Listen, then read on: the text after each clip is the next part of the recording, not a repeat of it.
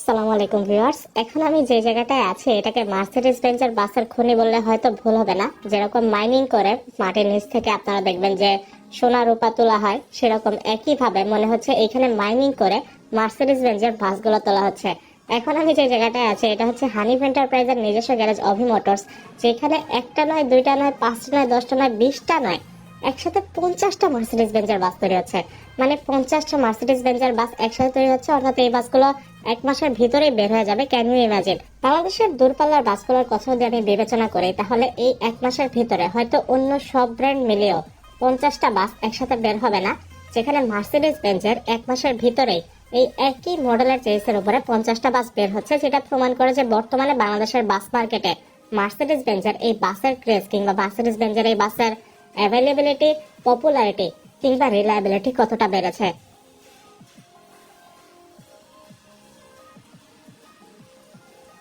ইতিমধ্যে কিন্তু এই গ্যারেজ থেকে অর্থাৎ হানিফ এন্টারপ্রাইজের এই অভি মোটরস থেকে 6টা মার্সিডিজ বেঞ্জের এসি বাস বের হয়েছে স্টারলাইন পরিবহনের, যেগুলো মার্সিডিজ বেঞ্জ ওয়েব 16 শেসের উপরে তৈরি। তবে সেই চেসটা এয়ার ব্যাগের, যেটা এসির জন্য বেশি প্রেফারেবল।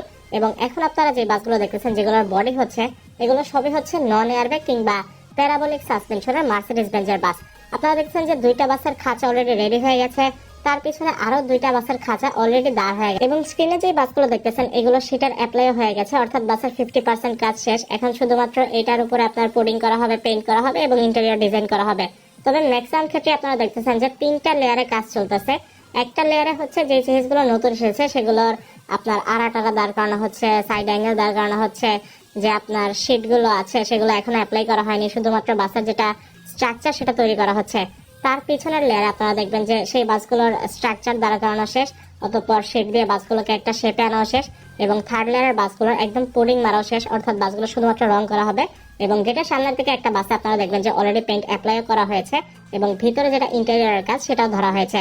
সেটার অনুপাতে পরবর্তী বাসগুলোকে তৈরি করা হচ্ছে, অর্থাৎ সেটা একটা প্রোটোটাইপ বাস এবং সেটার দেখা দেখি এই বাসগুলোকে তৈরি করা হচ্ছে। মোট কথা হানিফ এন্টারপ্রাইজের একসাথে 20 থেকে 22 ইউনিট বাসের কাজ এখানে চলমান, যেখানে সবগুলো বাসে এক মাসের ভিতরে ইনশাল্লাহ বের হয়ে যাবে। বিশেষ করে যে বাসগুলোতে কোডিং অ্যাপ্লাই করা হয়েছে, লাল লাল যে বাসগুলো আপনারা দেখতেছেন, এগুলো বের হতে হয়তো সর্বোচ্চ 1 সপ্তাহ কিংবা 10 দিন সময় লাগতে পারে। বাসের সাসপেনশন নিয়ে অনেকেরই দ্বিধা থাকে যে সাসপেনশনটা আসলে দেখতে কিরকম হয়। এই যে চাকার পাশে আপনারা যে রডের টাইপ গুলো দেখতেছেন কিংবা একটা প্লেটারের মতো দেখতেছেন, এগুলোই হচ্ছে মেইনলি সাসপেনশন। স্টারলাইনের যেটা বাস সেটা কিন্তু মোটামুটি সবই কমপ্লিট, মানে 90% কমপ্লিট। এখানে আপনারা দেখছেন যে সিট যেগুলো সেগুলো বসানো হয়ে গেছে।